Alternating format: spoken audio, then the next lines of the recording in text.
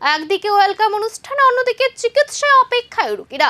শান্তির বাজার জেলা হাসপাতালে পরিষেবা নিয়ে উঠল গুরুতর অভিযোগ। রোগীদের দাবি হাসপাতাল কর্তৃপক্ষ প্রতিনিধি দলকে অভ্যর্থনা জানাতে বেশি ব্যস্ত ছিলেন, আর সে কারণে চিকিৎসা পরিষেবা ব্যাহত হয়েছে। ভর্তি থাকা রোগী সেলিম মিয়ার অভিযোগ, উন্নয়ন গল্প শোনানো হচ্ছে কিন্তু আমরা চিকিৎসায় পাচ্ছি না। স্থানীয়দের অভিযোগ, চিকিৎসক সংকট, ওষুধের অভাব এবং পরিষ্কার পরিচ্ছন্নতার সমস্যা দীর্ঘদিন ধরেই রয়েছে হাসপাতালে। এর আগেও একাধিকবার পরিষেবা নিয়ে উঠছে প্রশ্ন, তবে এবার অভিযোগ উঠছে সরাসরি রোগী পরিবার পরিষেবা উপেক্ষা করার। এখন প্রশ্ন একটাই, হাসপাতালে কি বেশি গুরুত্বপূর্ণ রোগের চিকিৎসা নাকি অতিথি আপ্যায়ন? করার পরে আমি গাড়ি থেকে ত্রিপালবাগ থেকে পড়ে গেছি। করা দেওয়ার পরে এখানে শান্তিনিকেতন হসপিটাল আছে, ওখানে সিরিজ করাইছে।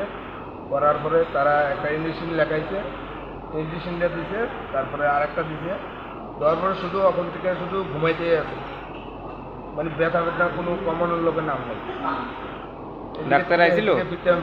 ডাক্তার আইছিল? ডাক্তার কালকে যা আসে একটা ইঞ্জেকশন করে গেছে, আজকে সকাল অবধি এখন পর্যন্ত ডাক্তারের লোক এখানে দেখান।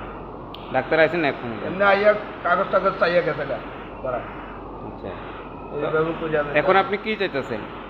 আমি চাইতেছি এখানে যেখানে হাসপাতালে প্রতিটি মুহূর্তে একজন রোগীর জীবনের সঙ্গে জড়িয়ে থাকে, সেখানে যদি চিকিৎসার বদলে গুরুত্ব পায় অনুষ্ঠান আর আনুষ্ঠানিকতা, তাহলে প্রশ্ন উঠবে, এখন সে উত্তর খুঁজছেন রোগী থেকে শুরু করে সাধারণ মানুষ।